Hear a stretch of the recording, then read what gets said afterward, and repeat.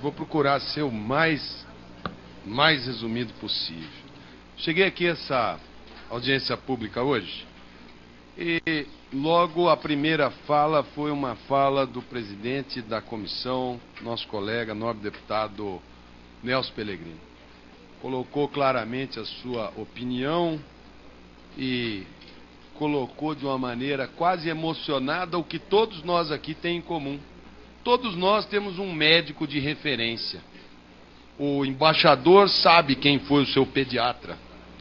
Sua mãe sabe quem é o ginecologista dela. A presidente do conselho sabe quem cuidou do seu filho. Ele disse que o pai dele era médico.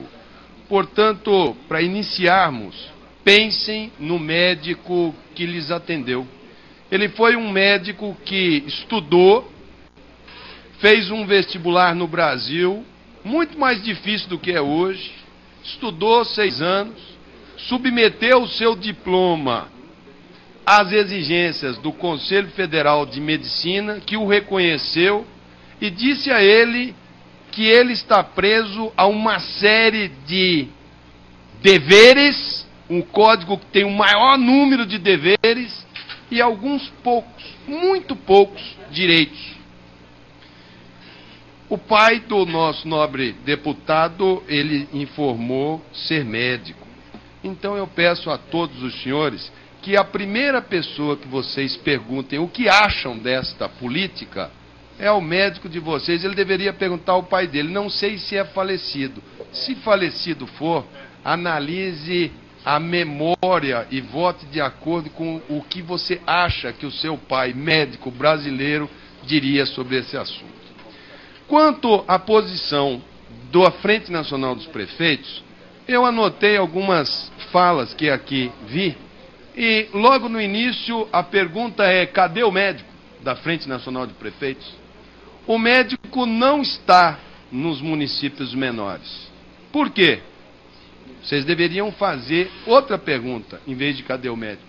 Por que o médico não está aqui? O primeiro motivo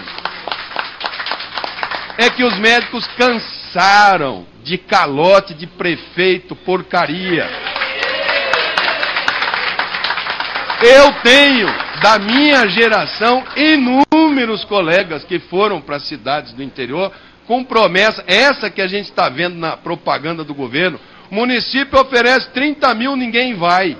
Ninguém vai porque o vínculo é precário, porque não tem concurso público, porque não tem perspectiva de carreira. Tenha um contrato quase verbal, em que depois de 2, 3 meses de satisfeita a gana política daquele prefeito daquele município, ele vai ser rebaixado para 5, para 2, para ver se ele pede as contas e sai com a mão na frente e outra atrás, porque afinal de contas ele é descartável.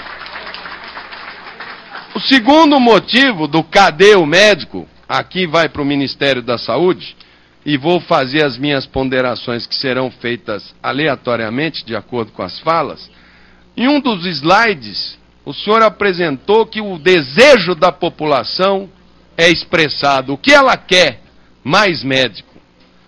E o governo, que se pauta por marketing, João Santana é o 40º ministro, está vendo que a avaliação do governo Lula era 60% negativa em saúde. Do governo Dilma, a avaliação dela é 78% negativa em saúde. O ano que vem tem eleição presidencial. E esta articulação é para dar uma resposta eleitoreira para a população, para satisfazer aquela resposta de uma população que, quando instada a falar, é ruim o sistema de saúde? É. Qual é a solução? Ela fala, eu quero mais médico. É a maneira dela falar que ela quer mais saúde. Cada médico, senhor presidente, eu estou controlando ali o máximo possível, senhor presidente. Cada médico, ele pede, em média, 3 exames por consulta. Não sei se os cubanos o pedem, não sei se os espanhóis o pedirão, não sei se os portugueses o pedirão. Não conheço a formação deles, portanto não posso pré-julgá-los. Mas, em média, 3 exames por consulta.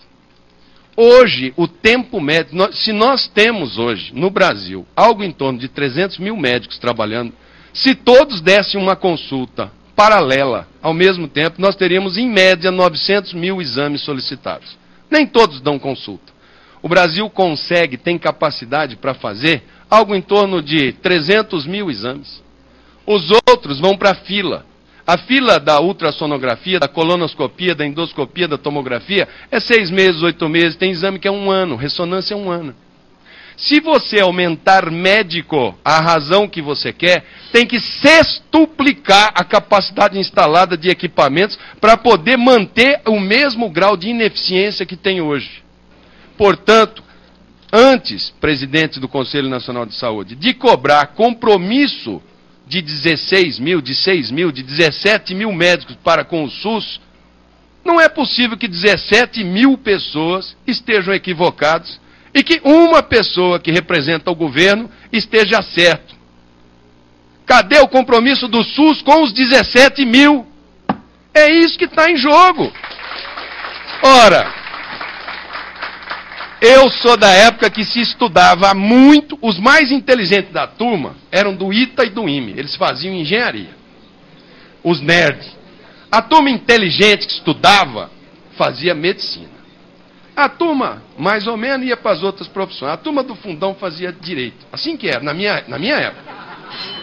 O que aconteceu? Minha mãe nunca deixou eu sentar no fundão. E eu fiz medicina. O pessoal do fundão, eles conseguiram um sistema próprio, chamado judiciário. Eles montaram um sistema para acusar, que é a promotoria. A defesa é deles, são profissionais liberais, falam que a promoção de justiça tem concurso público e um cidadão para ir para o Ministério Público Federal, ele vai para Cáceres, para Tefé, para onde for que mandarem, porque o salário inicial dele é 29 mil reais. E o do médico vocês querem mandar com a mão na frente e outra atrás. Então não vai. Não vai. Um juiz só vai para uma primeira instância, porque ele sabe que ele vai ficar 5 anos naquela primeira instância, depois ele vai ser promovido para uma instância maior. É lógico, o ser humano tem necessidade de progressão.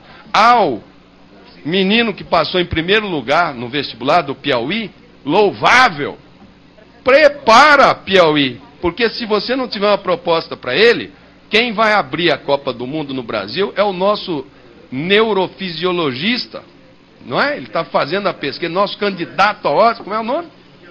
Miguel Nicoleles, médico brasileiro. Aonde que ele está trabalhando? Porque lá tem proposta de trabalho, tem condição de trabalho e ele é remunerado para. O menino do Piauí vai para lá. O compromisso da atenção básica é mistério. Se eu vou porque eu quero ir. Hoje, quem está fazendo atenção básica no Brasil, e muitos fazem, é por vocação. Porque se fosse por reconhecimento, eles não estão fazendo atenção básica. E quanto às especialidades, aos postos de trabalho, se o MEC aqui tivesse, eu gostaria de fazer essa pergunta ao MEC, o número de pessoas que vão fazer faculdade na Bolívia e no Paraguai está em torno de 20 mil, foi dito aqui. Todo dia, todos os deputados dessa casa aqui recebem pedidos de pais para fazer transferência de menino do Paraguai e da Bolívia para o Brasil. E muitos fazem burlando o vestibular, que é uma fraude e um desrespeito contra os meninos brasileiros que foram estudar e passaram no vestibular. Errado também. Vergonha também. Então, seja ele decreto, eu não sei se esse vai ser o instrumento da presidente. Como nós estamos numa ditadura, que esse governo é uma ditadura, porque o que ela quer fazer, ela aprova aqui dentro, se quiser mudar a bandeira, muda. Pode ser que faça um decreto proibindo o Conselho Federal de Medicina de fiscalizar. Nós vamos entrar nos anos de sombra, de escuridão. Os corpos que os médicos de Cuba produzirem, os mortos, ficarão com as suas lápides na frente do Palácio do Planalto. Deputado. E ficará na conta de cada deputado que eventualmente votar a favor dessa MP da morte, que é o que eu estou sentindo que vem por aí. Portanto, tenho desse parlamentar a minha mais absoluta e veemente repúdia a todos aqueles que estão conspirando. Deixando bem claro, aqueles que se submeterem à prova, sejam formados na Índia, no Paquistão, no Japão, na Coreia, em Cuba, no Paraguai, e que forem aprovados no Revalida, são bem-vindos e têm o seu registro feito no Conselho Federal de Medicina e vão se submeter às regras do governo brasileiro que vai lhes oferecer os postos de trabalho com esses vínculos que estão aí. Sem prova, sem se submeter, ao meu ver, o ministro da Saúde, se assim o proceder, e todos os médicos que compactuarem com isso, devem ser denunciados ao Conselho Federal de Medicina e devem ter os seus registros de medicina suspensos porque estão prejudicando a população brasileira.